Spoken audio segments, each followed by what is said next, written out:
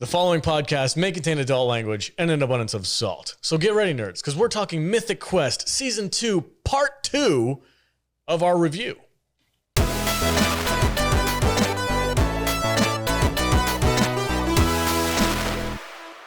Welcome, everybody, to another episode of the Salty Nerd Podcast. Today, we're going to be finishing up our Season 2 review of Mythic Quest, the second half of the season, episodes 6 through 9.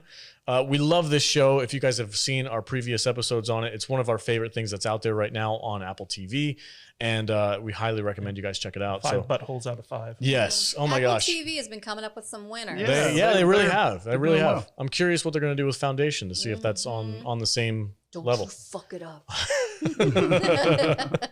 But anyway, before we get into it, I would just like to let you guys know we've completely revamped our membership club. And if you guys want to jump in, if you like what we do, if you want to see more of it, go to saltynerdclub.com. You're going to get access to 4 exclusive episodes per month where we are the most unfiltered, raw. We say what we want to say. We don't have to worry about being taken down off of Apple or YouTube or Spotify or anything like that. And also you'll get exclusive access to our members-only Discord server where we do live chats and we do Q&As and we do video games, all kinds of fun stuff. We have a fantastic community over there. And not only that, but we have about 2 years of backlog content for you guys to dig through, which is all exclusive, members only, not open to the public, because again, we would get taken down for it. So jump in, saltynerdclub.com, join the community. We would love to have you. Yeah, and we're also talking about doing exclusive kind of episode breakdowns for what is it, the Expanse and Foundation, just for patrons. So if you guys like our episode breakdowns, that's where you can find them. Yep. And speaking of Foundation, this episode has a lot of Isaac Asimov in it. It really does, yeah. Let's get into it. I'm super excited. Okay, hey, before we do, complete spoiler alert. We're going to spoil the crap out of the second half of the show. Of course, if you haven't watched it, go watch it and come back. And we'll take a quick break. We'll be right back after these messages, and we're going to get right into it. Welcome back, everybody. All right, let's get into episode 6, which is called Backstory. Backstory. Oh, this is my favorite episode. All right. This is a good one. Yeah, the backstory to CW Longbottom. So CW Longbottom's whole thing is all about backstory. He's like in every episode he's in, he's like backstory. Yeah. That's the most important thing. Backstory. It is. It's true. And that's what this episode is called. And this is without a doubt my favorite episode of the whole series. This episode. Yeah. For sure. You felt like this was written just for you, huh? Yeah. Everyone knows I strive to be CW Longbottom in my future. And so, but also just being a novelist and having lived and worked in like that industry where, you know, I'm exposed to other writers and stuff like that. Like you could tell that the guy who wrote this episode knew what he was doing. It was actually written by Saul Green, who stars in the show as like the editor, like he's that guy right there. Oh, no way. That we're watching. Oh, he was written by him? Yeah. Oh, cool. Okay. And also he played the guy who was in charge of the 2 testers. I forget his name. Right. But Hal? Yeah, something like that. So he was the one who wrote this episode, and he just nailed it. Like he did it pitch perfect. Yep. So we get to see a young CW Longbottom played by Josh Brenner, who was Big Head in Silicon Valley. That's the same actor. And we get to see his first meeting with 2 other writers, Peter Cromwell and A.E. Goldsmith, who's a female writer. And it's basically a fresh-faced young CW Longbottom discovers what it takes to become one of the world's greatest science fiction writers. And this episode is basically CW Longbottom's origin story. Yeah. And I loved every This is we learn how he got the Nebula And award. he's Carl in this. He's not CW yet. Yeah, he changed his name after he got the award. This I think I might be with Kadish. This is my favorite freaking episode. It was so well done. Were you bored with it? I feel like it was, No. I really this is like top tier. Oh, okay, cool. This is top tier television, not just this show. This had nothing to do with the rest of Mythic Quest. It would still be good. You know what I mean? Yeah. No, this was an excellent episode, and I really enjoyed going back into CW's past and seeing what the tripod motivates him. But I think it's my second favorite Okay. episode of the season. My first favorite is the sequel to this episode. Is the follow up. It's Okay. really funny. That's my I think that's my favorite one too. Okay. Yeah, so we get to see CW Longbottom and his two friends. I can't remember their names, but it was Peter Cromwell and A.E. Goldsmith. A.E. Goldsmith. And So her name, AE's name was actually Anne. I think so. It's tough to remember, but you kind of get this idea of like this friendship, this blossoming friendship between the three of them, where they all come in as copyright editors, if I'm not mistaken, right? They're kind of like production assistants. They're just kind of peons, but they come in and their job is to basically proofread all the stuff before it goes to print. That scene when they were getting fired or hired, and they were like, "So I know you guys really want to be science fiction writers, but the only reason why I picked you was because you put commas where commas belonged, and you like your punctuation was on point, and you spelled everything correctly. That's why you're here. You're getting paid $1 a day." Now go get me a sandwich. Now go get me a tuna sandwich. It was good. It just kind of felt like very nostalgic, very 70s, kind of like these young, bright-faced wannabe writers who Dreamers. are like, they're like, oh, I can't wait to be just like these other great writers that we see. Yeah, like early on, we get to see basically Isaac Asimov, Ursula K. Le Guin, and who else? Who was the third guy? But it was basically like these famous science fiction writers that kind of mirrored what the minor characters like CW wanted to be. And if you're unfamiliar with who Isaac Asimov is, he is the original creator of Foundation, which iRobot. Yeah, and many things. Yes. Yeah, which Apple TV is putting out that show. Cool. And he's widely regarded to be the greatest science fiction author to ever live. He inspired Dune, which inspired like Star Wars, everything else. Yeah. Yeah, like he was the first to incorporate a galactic empire into a narrative and come up with like a believable way in which it could be in there. A lot of stuff came from him. Mm-hmm. Cool. Brilliant mind. And he was so prolific. Like he was just writing short stories and novellas and novels. And like it was crazy, like his output. And that's why, you know, in what happens in this episode really kind of struck me as like, okay, the person who wrote this knew like Isaac Asimov. Ins and outs, yeah. That's really cool. The thing I liked about this episode was like how CW Longbottom, like among the three of the tripod that they named it, he was the weakest writer out of all three of them, but he had the biggest ego. And that kind of tracks with what we know about CW from the previous season and from the previous half of the second season, where he's got this like inflated view of himself. And that tracks back to this episode where he thinks he's this. There was that one line where they're like, so usually in science fiction, you want to have things that are like inevitable outcomes of what we already have, but also different and original.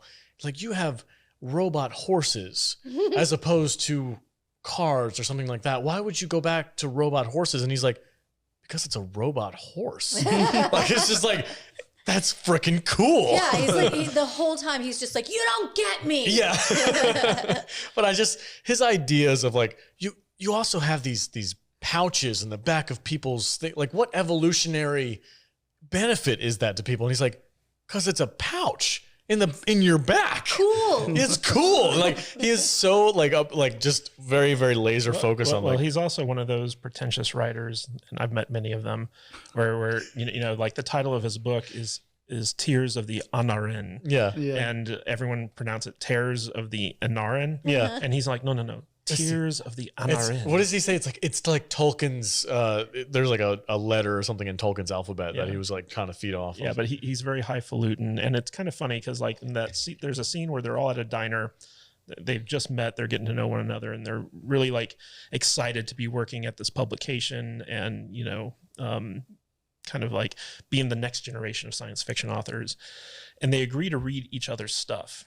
And as a writer, I went through that phase and I was like, oh no, no. Like you never, ever want to read another writer's stuff if they haven't yet been published, because you run into that situation where like the writing's bad. And if you're honest with them, they're going to get pissed. Mm-hmm. And if you lie to them, you're not going to be helping them at all. So it puts you in a very weird position. And I learned a long time ago, never read another guy's stuff unless it's already published. I remember you and I were together one time and this guy came up and asked you to read something that he wanted Kadish to read. No shit. Yeah. Guys, Kadish is kind of a big deal. And This happens I think, a lot I with think him. it was at the convention. Probably. Probably. And Kadish just straight up said, "Nope, can't do it, buddy. I'm sorry." It was weird. Well, it also kind of, you know, just speaking as a novelist, it opens you up to lawsuits because they can say like, "Oh, you stole my idea," or like whatever.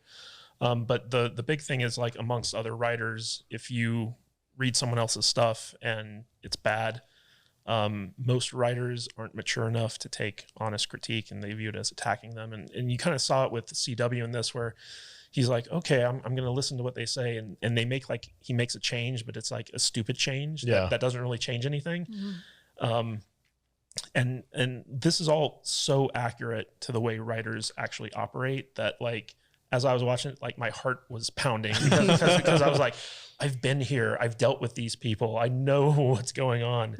And that's why this episode just rang so true to me, is because like whoever wrote this knows what writing. I knew when I was watching this episode that Kadish was going to be all over this thing. I you know what's weird is like I don't know that world. That's Kadish's little realm. I have no idea what happens in it. But when I watched this, I was like, it all made so much sense. Like that is how people would act. I just enjoyed the human relationships that were built on this episode. What the foundation of this thing was. Yeah, Jesus, what they can do with three characters in how many 35 minutes or something? It's insane how well this was put together. It just explained CW's whole reason for existence. Yeah. You know, it and I appreciated that. So there were three scenes that really stuck out to me in this episode. The first one is when so basically CW gets up the courage to ask Isaac Asimov to take a look at his manuscript for Tales of Anaren, and or Tears of the Anaren. It's Tears, because Anne said, "Why don't you just make it Tears? It makes more sense because they're always crying." And he's like, "No, it's Tears." Yeah. So he finally gets up the courage, and Isaac Asimov is like, "Yeah, sure." And because Isaac Asimov was just like a crazy, like, guy who wrote constantly, he basically rewrites the entire book. Yeah. And when CW gets the manuscript delivered to him, and he sees like basically like every line is crossed out and it's been replaced by something Isaac Asimov wrote. The note that I said, "Hey, I made some adjustments to it. Use them if you want, or not. It's okay with me." Right. And literally every line of the entire book has got a red line through it with his handwritten scribbles, redoing every single thing. It was I thought that scene heartbreaking. I thought that scene was a dream or like a nightmare sequence. Yeah. And then when they flashed to him, and I was like, oh no, that really happened. Well, what's interesting is that, so when he initially gets all those notes and he realizes that like Isaac Asimov just didn't like anything he had written, he goes through this crisis of like existential crisis, I guess you'd say. And so like he goes out into the rain, and he's just kind of walking along the streets, and he sees a Pong game in the window of like of an electronics store. Yep. And he has this epiphany where he's like, I can see the future. Yeah. And he basically achieves what A.E. Goldsmith had been telling him to do all along, where it's like, I can see the future of storytelling. It's not going to be in books and magazines. It's going to be in video games. And he goes and he kind of expresses this to the group at the publishing house, and they all look at him like he's crazy. Dude, they laugh him out of the office. Dude, that scene though was so funny because he goes on this like monologue of like epic proportion, and he's like, 1 pixel will become 10, will become 50, will become 1,000,000, will become 1 billion. Storytelling will be this. And the way that it's filmed too, like it's rising up beneath him. Yeah, and so he's bigger, like larger than life. Yes. And then all of a sudden they're like, what are you doing? Dude, the editor of the place was like, what the fuck did you just say? And it totally just brings everything crashing down. And that was the catalyst for him to go back and be like, you know what, I'm just going to use the book that Isaac Asimov wrote as my book, and that's what leads to him winning his Nebula Award. Brutal. And it's also one of the reasons why he hasn't been able to finish the trilogy of his books, is because like it's not his story. He didn't write it. Yeah, he didn't write it, and he's really insecure. Yeah, that kind of broke my heart a little bit. I know, because we kind of knew that CW Longbottom was a hack. But I think in the bottom of our hearts, we kind of were like rooting for the guy. Well, this whole time we've been like, yeah, he's a drunk, and yeah, he's this, but he has that Nebula award. Yeah. And now we get his whole backstory, and we're like, oh shit. He's like, yeah. That's not like even his award. Yeah. I felt bad for him. I kind of did too. Yeah, and there's this great scene where A.E. Goldsmith goes up to congratulate him on winning the Nebula, and CW says, "Yeah, I know it probably reads as a poor man's Isaac Asimov," and she's like, "No, it reads just like Asimov." Yeah. Yeah, And she makes called it him out. clear. She knows exactly what happened. Yeah, and the look on his face when she says that, like there's just this moment where he knows that she knows, and he just is like, "Thank you for the compliment." Yeah. Such a And lovely this compliment. is the moment that he starts spiraling down in alcoholism and whoring. Yeah. God, this is such a good freaking episode. Yeah, and that leads us to the third favorite scene, which is he's at a Ren fair roasting chicken. Yes. and Ian and Poppy find him. And Ian's like, this is the guy that I was talking about right here. And Poppy's real And Poppy's like, not impressed. texting. He's like, what the fuck are you doing texting, dickhead? Look at this. And she's like, whoa, what do you CW want? Longbottom. Yeah. And he's sitting there like doing rotisserie chickens. And he gets like his second chance at that moment. And it was just a good way to end the episode. It was really cool. It was really cool. And then that feeds directly in. So the second episode of this, like half of the season, it's basically part 1, part 2. Yeah, so it's episode 7. It's entitled Peter, in the sense that Peter Cromwell, one of the tripod, is kind of like the main focus of the episode. And basically Rachel, the lesbian little boy looking, Rachel Maddow looking tester. Come on, Jude. They make fun of her the entire episode. It's fine when the show does it. So basically, Rachel accompanies CW on an acrimonious visit to his former friend turned rival, Peter Cromwell. And like this episode, it's the perfect like second episode to what we just saw backstory. Like I almost feel like they should be like a 1 hour episode because they really do lead into the other. That's how perfectly. I watched it. Yeah, I binge watched it too. Yeah. Yeah. But this opening scene where they're driving in the car and she's like going, I gotta say yes to things sometimes, and I've just really decided I'm gonna say yes to everything today. And he's in the back going, "Oh, I'm sorry, were you talking to me? There's some octaves to the female voice that I just can't hear." And she's like, "Well, at least you know I'm a girl."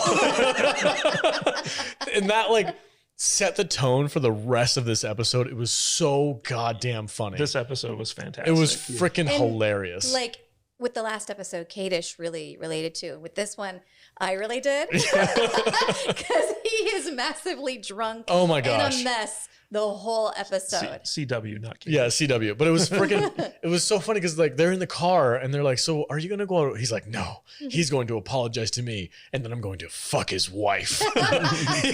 And she's like, "What are you going to do?" It's like metaphorically. Yeah. Not literally. She's been dead for a while. Until he decides to literally fuck his wife. Yeah, he mistakes Peter's caretaker for Peter's new His wife. nurse. Yeah. He thinks his nurse is his new wife. Because God, at this point in the story, Anne has passed away. So as good as the last episode was, as far like writing and character development and having that backstory, like this episode, the actor who plays CW Longbottom just freaking sells it so well. He's so good. He's so funny the whole time. It also helps that John Hurt is the one playing Peter Cromwell. Yes. Yeah. And you get to see F. Murray Abraham and John Hurt kind of play off of each other. So John, so Very good. somebody Very good. texted me. It might have been Kadish, but we had like a group text, and one of you guys were like, "Guys, if you go back and watch that first episode, that actor, the young actor, That was Kadish. Yeah. it was playing a freaking spot on impersonation of John Hurt. Of John Hurt. Yeah. It was and I was William like, Hurt. What is it? Oh, William Hurt? Yeah. Is it? Sorry. Okay. We're really bad with names, guys.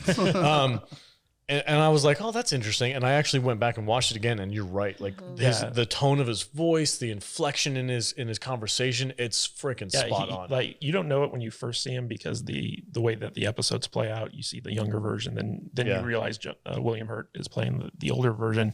But that young actor is just nailing his William Hurt impression. It's insane. Like you have to go back and watch it after you've seen episode 7 to really see how good of an impression that guy was doing. Yeah, but when he comes, the first thing we see him and he comes down to, and he's like, "Oh, how are you doing, my young boy," or whatever. He's talking to the Oh, yeah. to the Hello, girl. young man. Yeah, hello, young man. And he's like, I'm a girl," and he's like, "Oh, apologies, it's the haircut. It's just, this show just keeps digging into that kind of humor. I think it's freaking hilarious. And because Peter has so many like children and grandchildren, CW pretends that Rachel is his granddaughter. Yeah. Well, he starts off, he's like, yeah, I had my driver bring me. And then when he learns like, oh, the motivation for Peter is like family. And he's like, oh yes, well, she's also one of my grandchildren. Yeah. He's like, oh, 10 is a lot of grandchildren. I have 12 and this is one of them. It's like your driver's your grandkid. Yes. And she's gay. And she's gay. And he leaves the room and she's just standing there. She's like, I am. Yep. And he keeps forgetting her name. Oh my he God. gives her a brand new name, Calliope or Californication. Something ridiculous. And he keeps changing it throughout the evening. This is the running gag in this episode that I found the funniest was every time, not just once in a while, every time somebody addressed her, it was a different name. It was like, oh, California, or calamari, or you know, Confucius, Copernicus. or Copernicus. And she's just sitting there like, yep, that's me. but the thing that made this episode stand out is that, so out in the first episode, basically Peter and AE have like a love connection and they get involved. And CW is very jealous of this. Yeah. And so he begins to resent both of them more and more. And it's clear that AE is the real talent out of the three. Mm-hmm. And Peter is just like CW in the sense that he struggles to tell like really good science fiction stories. And AE, through their relationship, she kind of carries him along throughout their life to the point where Peter was being published by AE's publishers strictly as a favor to her because they didn't really like his stuff. And this carried on with CW's resentment towards him because not only did he steal the girl that CW secretly loved, but he also got like, you know, the book deals that CW wanted to have. And he didn't feel like Peter had earned them. Mm-hmm. And so the entire episode, it basically comes down to the fact that Peter's dying and, you know, his health is deteriorating. And CW is there under the impression that Peter wanted to apologize to him, but it was really Peter's daughter who set it up because she wanted her dad and CW to kind of make amends before he passed away. Yeah. Because her mother would always like tell her about like, you know, their origins essentially. And so this entire time, CW is just filled with jealousy and rage directed towards Peter, and he's trying to like break him down. And eventually he asks like, where's the final book in your series? Like there are 19 books out. The 20th was supposed to be the end of it. And basically CW is like, why didn't you ever finish it? And he's like, oh, you know, like I'm still, you know, like I didn't bother working on it or whatever. And eventually CW finds the manuscript for this 20th book in Peter's desk when he's like trying to take a shit in his desk because he hates him. Oh God, you buried the lead, man. I was gonna say that. That was one of my favorite scenes. CW is just blitz drunk and he's pissed off. He's like, I'm gonna get out of here. I'll get out of your hair. And God, I can't remember her name, but she's like, oh, good, we're going to leave. And he's like, no, I'm going to go take a shit. Rachel. And he goes up to his office and he's like, he pulls the desk open and he sees that book that he hadn't published yet, the manuscript. And he's like, I'm going to take a shit in his desk. And well, what really happened was Anne was the one that was getting him all of these book deals. Mm-hmm. And then once she passed, her publishers wouldn't publish the last story because there was no reason to, because they didn't have that cash cow as Anne to make them. That was an epic rant that he went on though. So he did write it, but no one would publish it. Yeah, and so it stayed in his desk. It's very heartbreaking for Peter because he knows like his shortcomings as a writer. And so when CW confronts him about it, it's like, it's such a blow and you can tell like it really affected him. And when CW basically takes Rachel to leave, it looks like he's so drunk and he's so out of it that it looks like he's having a heart attack. And so Rachel brings him back to the house where he recovers. The next morning he wakes up and AE and Peter's daughter is there, and she's the spitting image of AE. Same actress. Same actress, yeah. And her little conversation with CW really affects him, and it makes him realize, you know what, maybe I was coming at this the wrong way. And so he goes and he meets Peter out by this orchard where AE created like a lemon orchard because she loved lemons. Mm-hmm. And they're sitting there kind of like looking out over this field. And CW confesses that he's been reading every single one of Peter's books. He's a huge fan. He loves what he did, and he wants Peter to read him the final manuscript so he can find out how the story ends. Yeah, it was a beautiful ending, dude. Seriously, it was really hard. I'm gonna be straight up with you guys. Did you cry? Almost. What? I welled up. I didn't cry. Wow. But man, that was a really emotional scene. It was. And that scene sold me on the entire story we'd just been told. There was a really good payoff there. It was There's fantastic. nothing wrong with crying. No, I know. I got a little teary eyed too. It was super emotional. Yes. Because you know I have a couple of friends out there that I haven't talked to in a long time, and I would very much like to see what's up with these guys. You know, so I just kind of felt a little bit of a connection there. And it was moving. It was an emotional scene, and you know, it was just kind of cool to see two old friends kind of reconcile, and before it was too late. But it was also like we spent the entire episode seeing CW be this huge jerk, and at the end, like you got to see how he genuinely felt, and it was something that was like kind and heartfelt, and it was just such a beautiful way to kind of end that story thread where these two guys who both loved the same woman came together, put aside their differences, and bonded over the fact that they both love storytelling and writing, and they're fans of each other. Yeah. And it was just so moving and wonderful. Like these last two episodes, episode 6 and 7 of this season, were probably some of the best TV I've seen in a long time. They were really good.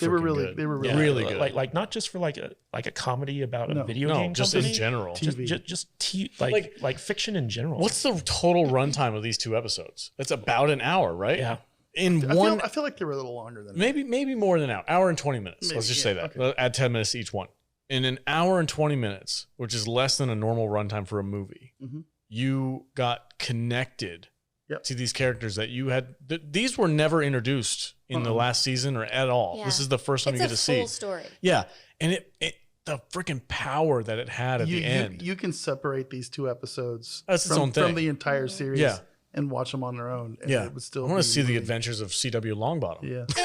And like what I felt like was really such beautiful storytelling was the fact that like all along, like from the moment this episode opened, we know CW is in the wrong. Yeah. You kind of don't care though, because you're like, we like CW. Quirky CW. But like the journey of him getting to the place where he finally, like he feels so justified in his anger towards Peter. And then when you finally see him get to the point, that's great storytelling. Yeah, it was fantastic. And I know we seem like we're gushing overly about this, but seriously. No, it's really good. It's really freaking good. It's a really good couple episodes. Yeah.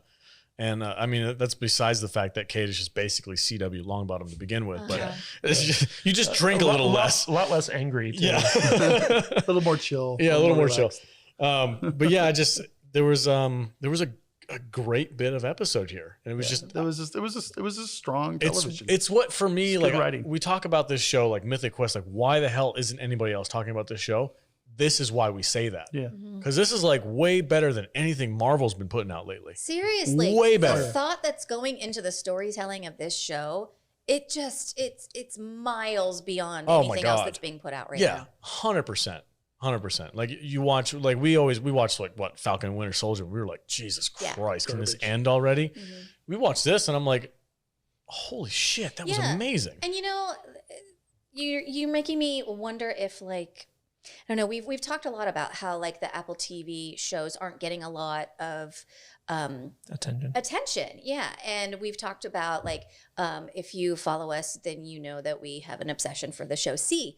And we've talked about like how this season, it's a whole new ball game as far as like storytelling. It's making me wonder if like Apple TV is holding the writers and the content creators of what they're putting out, like at a higher level of like just putting it at a higher expectation as far as storytelling. It kind of seems that way, doesn't it? It kind of seems that way. Yeah. Also, I think Marvel. I'm really impressed with what Apple is putting out. It's like this isn't some Netflix bullshit nonsense series. Like when Apple TV first became like a thing, because I have an Apple device and they offered it for free, and I was like, "What do you guys got? You ain't got shit. You got nothing coming out that I want to watch. I'm not going to subscribe to your freaking $6 a month thing." Right. And then we did C for this. We kind of joked about it because season 1 was a little goofy. It was a little shaky. It was a little shaky. A little shaky. But then we started watching Mythic Quest because before season 2 came out of C, we were like, oh, let's check out this other Apple TV Let's watch thing. this MMO And we show. were like, holy shit, this is so hilarious. good. Yeah.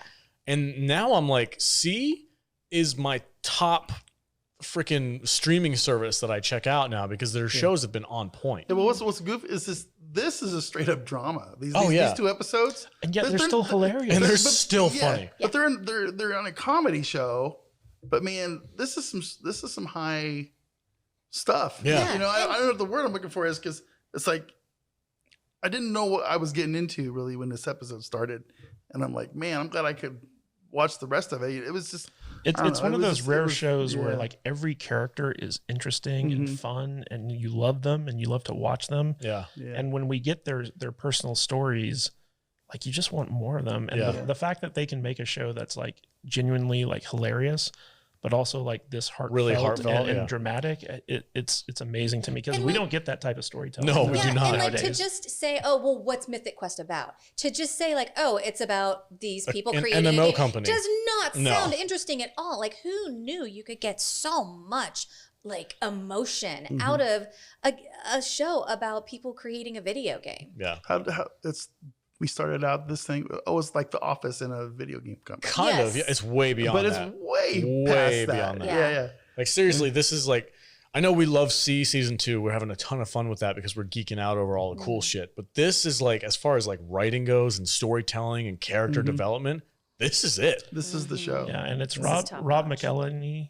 McElhenney? I don't know. McElhenney. That's a hard name. Yeah. And Charlie Day, the guys behind It's Always Sunny in Philadelphia, like they're the ones behind this. And I feel like they're so talented to get you to care about all these characters, but at the same time laugh your ass off. Like it's really Dude, when he was blitz drunk, CW was blitz drunk and he went up to his desk and he's like, I'm going to take a shit in your desk.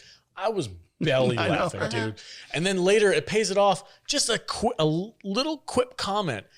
And he's like, well, I read your manuscript and he was like, I found it in your desk. He's like, yeah, the one you took a shit in. It was like, I was like, oh my God, dude, it was so funny. It's incredible. We've gushed enough about this episode. Yeah, we need to move on. Yeah, next episode, what happens after that? All right, so the next episode is called Juice Box.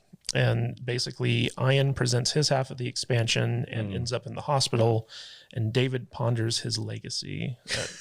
So I've kind of forgot. Poor David. Yeah.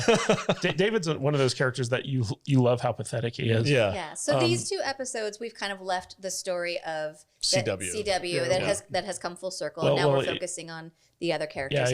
We're back to the Mythic Quest offices. But one of the interesting kind of like holdovers from the previous episode is that Rachel's experience with Peter and CW makes her realize she wants to become a writer. And so like in this episode, she applies to the Berkeley School of Writing because she wants to go there with her girlfriend who applied to go there for programming and stuff like that. And they're still working on the was it Grumpy Goat? Yeah. Grouchy Goat. Grouchy Goat.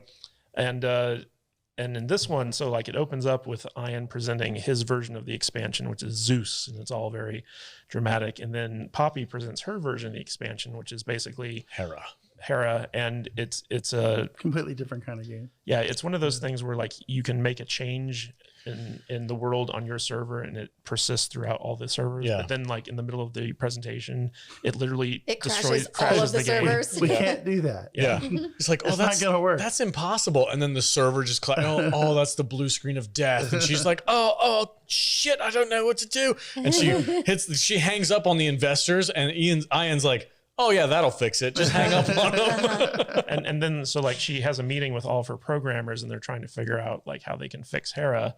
And they're all telling her like, it can't be fixed. Yeah, this is impossible. And she's getting pissed off at them. And then David shows up and it's like Ian's in the hospital and she's like, what? And he's like, he had a heart attack. Yeah. And so she goes to the hospital and Ian's there. And basically like it's one of those weird episodes where like it's about Poppy and Ian's relationship. And so like he wants her to like sing to him and she brings him. His hair. Yeah. Well, I know this is kind of weird, but would you mind just like kind of singing and touching my hair? And she's like, what? No. And then he's like still noodling her because he's like, I don't really like that song. Can you pick a better song? well, what's interesting is that so when the doctor, like Poppy's obviously like very concerned, distraught, because she does care for Ian, and the doctor comes in and it's like, oh, you just passed out. You didn't have a heart attack. Like, yeah, because he was dehydrated. Oh, she was pissed. And it was hilarious, the line that she said too. She's like, well, you probably dehydrated yourself because you could be all like vascular or some weird shit. And he's like, that's ridiculous, Poppy. I'm already vascular. But it was one of those things where basically like Poppy thinks the worst of Ian and she's like storming out. And Ian, kind of confronts her on the fact that like, she never was vulnerable with him as he was with her. Yeah. And he asks, but before all this goes down, he asks her like, what did you think of my version of the expansion? She's like, I thought it was boring and derivative. And he's like, yeah, it is. He's like, you're the only one who was ever like honest with me about this stuff. And so like, he's feeling very insecure, and that was part of the reason why he was so stressed out and dehydrated to begin with. But the episode ends with her coming back in, and when she revealed what her biggest fear was, it was singing in front of people, and she starts singing to him and patting his hair. And so she's confronting her biggest fear, even though it seems silly, but she's doing it because she cares about Ian. Yeah. And it kind of cements that bond that created the game to begin with, and it was very heartfelt. Another one of those things where two characters that you already like, and it just goes deeper into the relationship. And I love how fleshed out the relationship is. Like, I hate it when you have like a show and it's two friends and you're like, are they, aren't they? And there's none of that bullshit with this. Yeah. It's that the foundation of the relationship is them working together and being honest with each other. It's kind of like me and Kadish. We hate each other, but at the same time, we really love each other. I'd sing you to Speak sleep. for yourself. Wow. Anyway, there was a part to this episode. This is when the two chicks like break up, right? Is that the next episode or this episode? They don't really break They up. don't break up. Well, they don't break up, but I mean like they go their separate ways. Thank you. No, that's next. This is the next episode? Yeah. Oh, I'm sorry. We'll get to that in the next episode then. Spoiler alert. Yeah, but in this episode, so basically, Joe and who's the monetization guy? Danny Pudi's character. Brad. Yeah, Brad. So Brad is basically asked by David to help him move. Oh, yes. Okay. And Joe, the assistant, who's now like kind of striking out on her own, kind of makes fun of it because you only ask nice people to help you move. And Brad's like, I'm not a nice person. How dare you? She's like, Don't "That's ask me to move. so cute. Yeah. I'm a shark and you're like a little mouse. Yeah, like, and, shit. and she keeps pointing out that Brad's like too nice and all this stuff, and then she is convinced by Brad's brother to do some insider trading that she doesn't know is illegal, and Brad like points it out, and he's like, he just got you on insider trading. Yeah. You're gonna go to jail. Yeah. And she starts he's like, my freaking brother out. just totally scapegoated you. Yeah, that scene where she was like, "Oh, I'm a shark," or that's Poppy's voice. She's like, "I'm a shark. I'm doing this freaking badass thing," and he's like, "Oh yeah, you're totally a shark, and you're also a felon." And she's like, "What? No, what? No, that's crazy." And that scene where he's like, "Yeah, no, that's insider trading, and you're gonna go to jail." And she like runs out like, "Fuck, shit!" And then she leaves, and then David comes walking. "Hey, how you doing?" "Fuck you!" And he just walks by.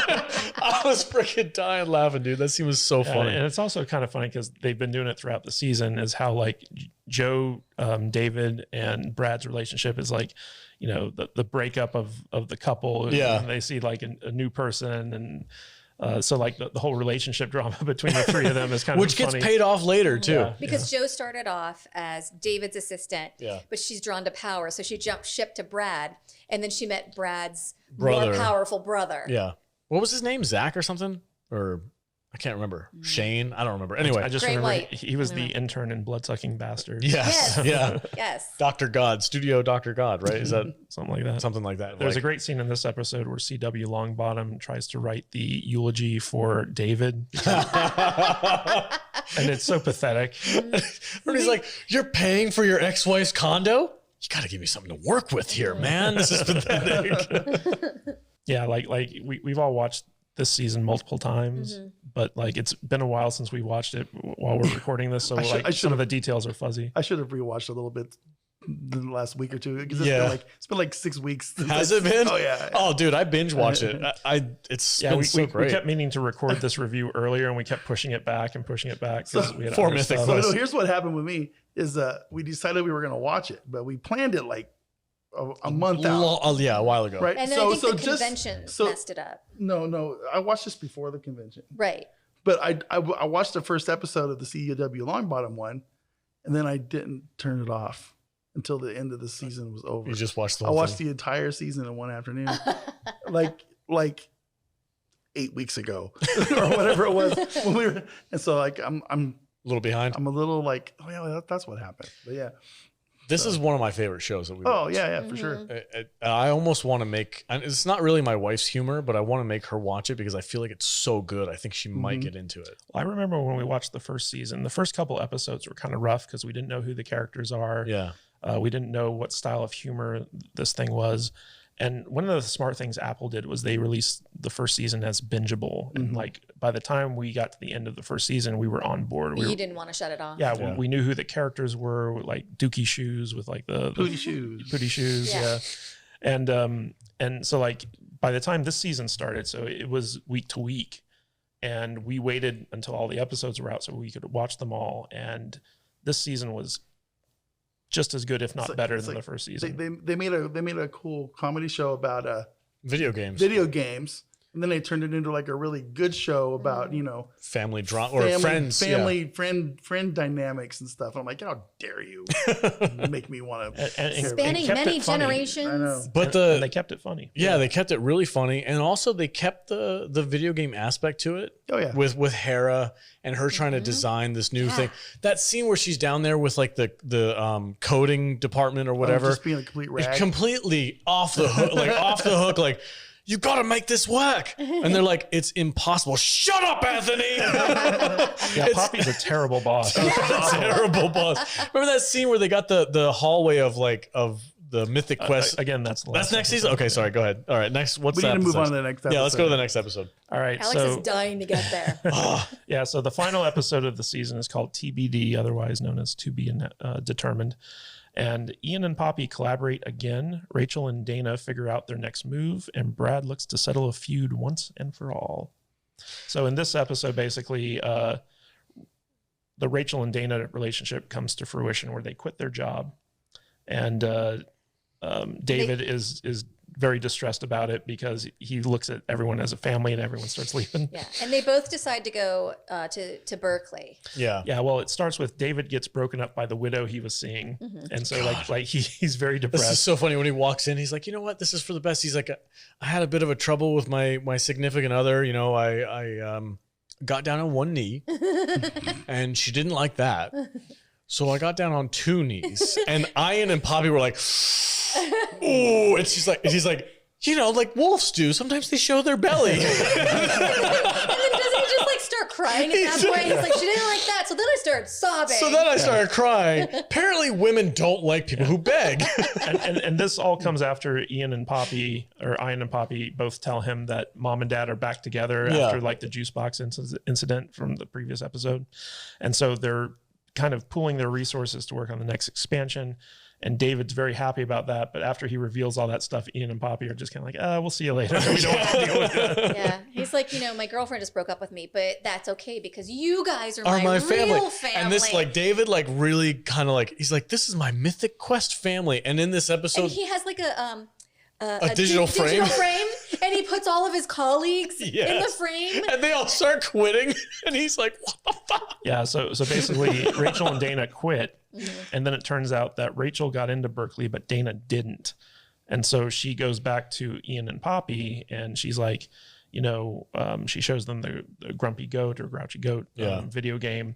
And they decide to kind of foster her programming education in exchange for a certain number of years. I loved this scene. I thought it was so funny because they were talking to each other, and then she would pipe up. And they were like, shut up, we're not talking to you. Yeah. And they would continue talking what are we going to do with her? Oh, we've got to pay for her, of course.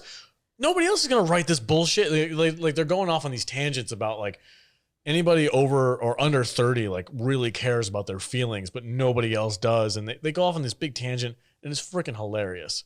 And I love the dynamic that they had during that scene. It was really, really funny. And then when they're like, yeah, we'll pay for it. You'll go to Mythic Quest. We'll have you on a contract so we don't look like assholes when you go work for somebody else. And we'll pay for your education. You'll be good to go. And she's like, really? I feel so grateful. And he's like, oh my God, shut up. Like, we don't care about how you're feeling. It was a great moment. It was another great, like, this show's really good at like laser dialing down on the ridiculousness of today's culture and like making fun of it. Like we talked about last season, made fun of like the cancel culture stuff. This season did that too. Yeah. It's really on point. And I thought what was really funny about this scene was that she originally went to them because she wanted to talk about her feelings, and they just fixed what was wrong and never let her talk about her feelings. Good. And like, she was like, wait, you can do that? And they were like, yeah. We're fucking badass. Yeah, we're trying to run a company here. We can do whatever we want. She was like, oh, let me tell you about my feelings now. And they were like, no, fuck you, go away. Yeah. We fixed your problem. When Jude says it, it's so much funnier. Yeah, and then like when she gets back together with Rachel, so they decide that Rachel's going to go to Berkeley to learn how to write, and Dana's going to stay there and learn how to code. Yeah. But then they have sex in the office, and it cuts to like the HR lady, and that was the one thing that she told them not to do, and she can kind of sense what's happening. She's like looking around. I forgot about that part. Yeah, it was really good. And but I was just going to say, like, the whole interaction between the two of them, their relationship was the least interesting to me in this whole show. This episode was the most interesting focus on the relationship. Yes, but I'm also really glad that they're not together anymore because I also found them to be the most annoying characters in the show. I was not invested on the whole will they, won't they. Yeah, I was like, get over it. I don't care. And I'm really glad that they kind of like. I think that was the point, is that like how the HR lady was like, fine, we get it. You guys are in love. Yeah. Quit making out in front of me. That's how the audience feels too. Yes, we are the HR lady. Yeah, and so the other kind of sub-story in this episode was that Brad turns himself into the SEC, claiming credit for the insider trading so that he can get his street cred back, but also gets Joe off the hook. And the SEC shows up and like they just want to talk to him, but he wants them to perp walk him out of the office. And he's like basically begging them to cuff him, and they're like, we don't even have handcuffs. So Joe puts a coat over his wrists so he can pretend that he's hiding. They walk him out the office. She's like, nothing to see here, just a felon. And go back to your workstations. Yeah, and so Brad's gonna serve like 6 months in like some type of like and minimum he's security come prison. out a hardened crim. Be back for season 3. Yeah. And after that happens, so like Joe's boss is in jail now. And she's kind of like contemplating, like what just happened and like how wrong she was. And David is still kind of like feeling abandoned, and they kind of meet up on the rooftop because they both went up there to kind of clear their heads. And David kind of realizes, I have absolutely no power. And Joe's like, that's what I need right now. I need someone with no power. And so she's like, take me back, David, take me back. And so like she needs to detox from her like power hungry.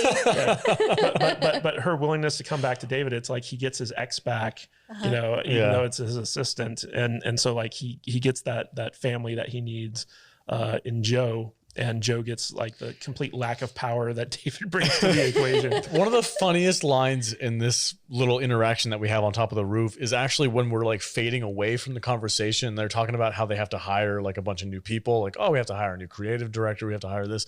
And David's like, yeah, it's got to be a man though. And Joe's like, oh, totally. Yeah, it can't be a chick. And he's like, yeah, but don't say that in front of anybody else. Okay, we'll get canceled. Doesn't he say like, take notes or something? And she's like, I can't. Brad made me throw away my computer.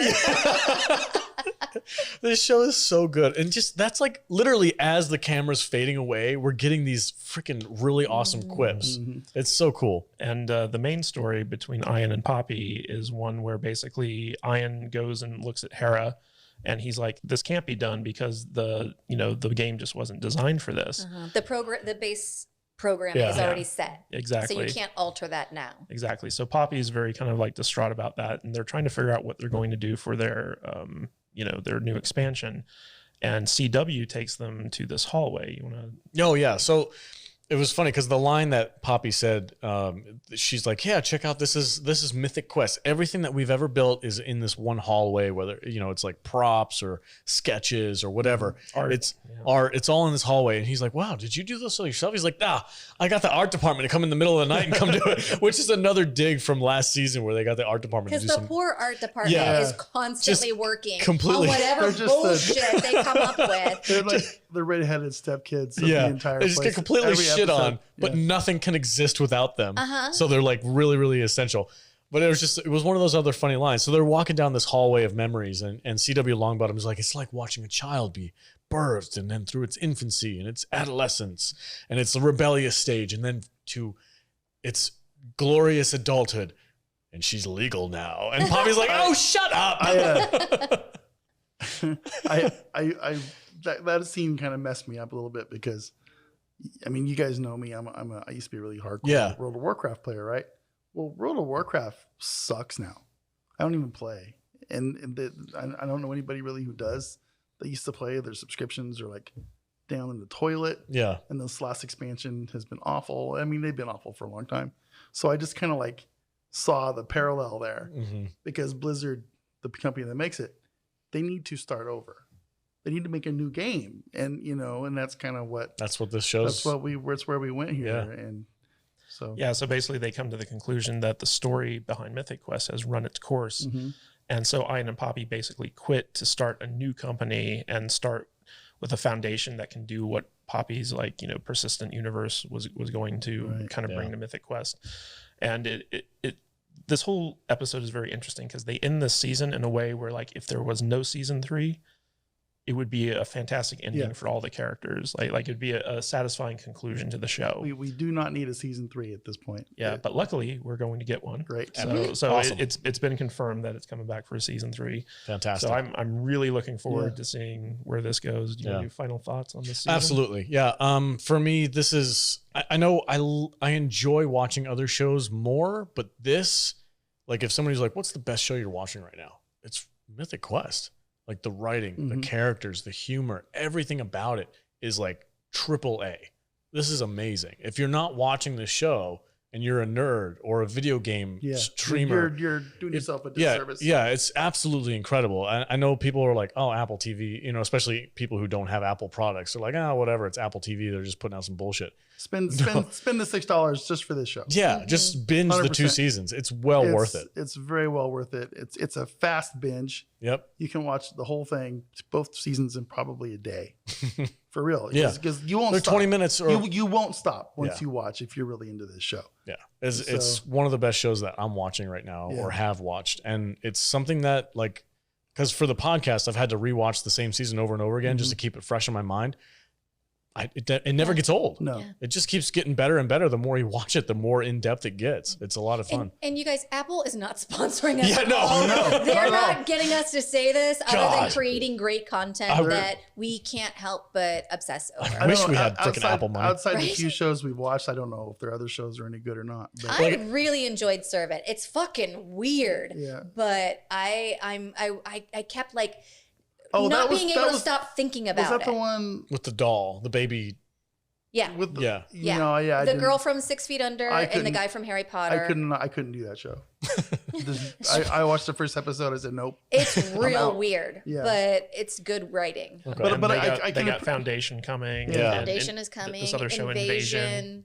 Yeah. I do appreciate that Apple is doing some shows that are different than the other. Not lazy? Yeah. I think that's the word. That's a good word to do. I'm so sick of lazy writing, and to be able to invest in something that I don't have to, when we first started watching this, we were like, okay, let's give it one episode and just see. And just like you, we could not stop watching it. It's that good. It's and I'm so sick of shows that I can't trust to not let me down. Yeah. And with these shows, with C and with Mythic Quest, I'm fully invested and I trust them to take me on a journey. It's like Apple's doing the thing that Netflix should be doing. Yeah. Whereas Netflix is making crap.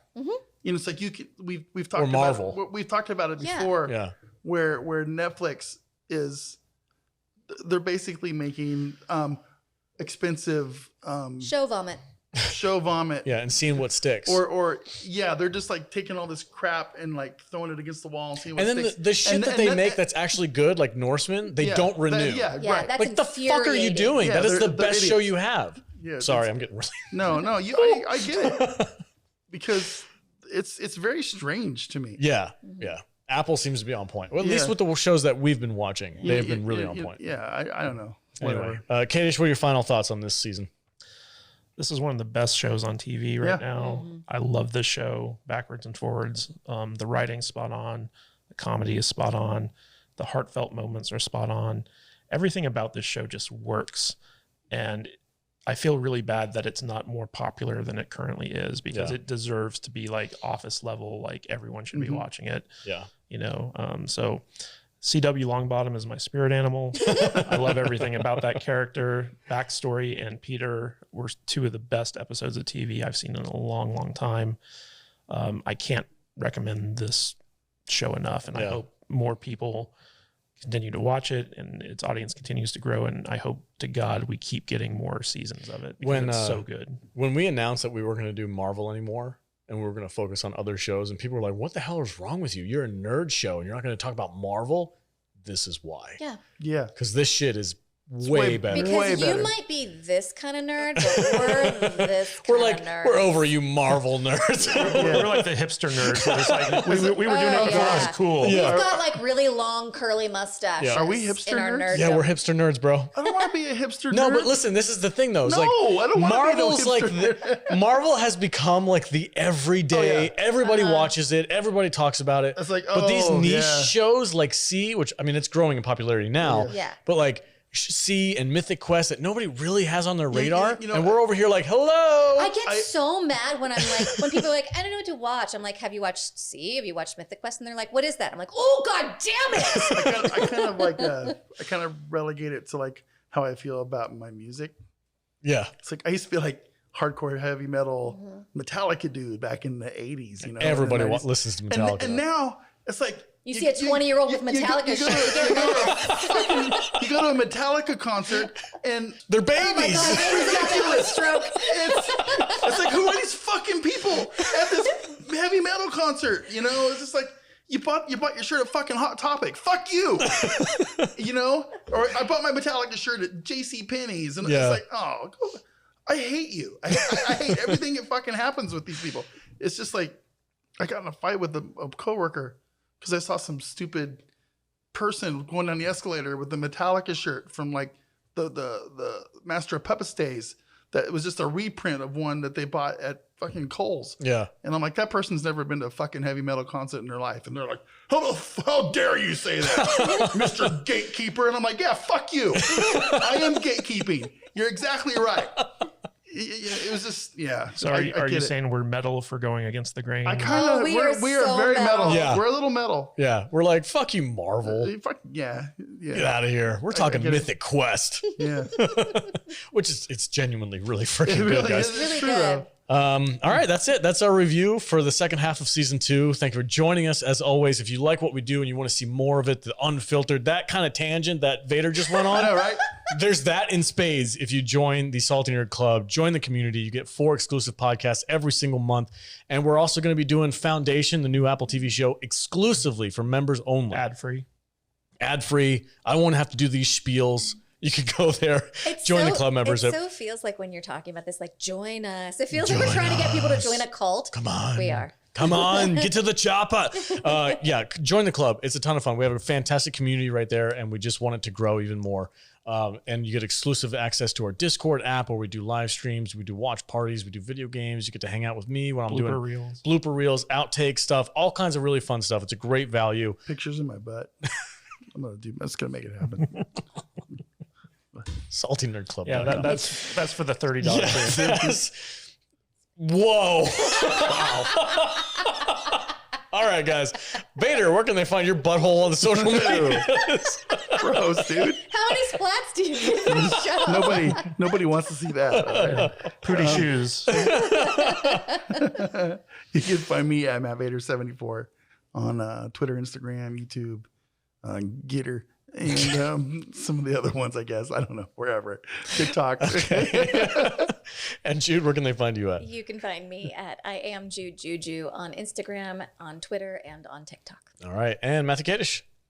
You can find me at Matthew Kadish, Kadish on Twitter, and kadishbooks.com will take you to my Amazon page. And I'm your host, Alex, the Salty Nerd. You can catch me exclusively on our Discord app or on Instagram if you want to hang out with us there.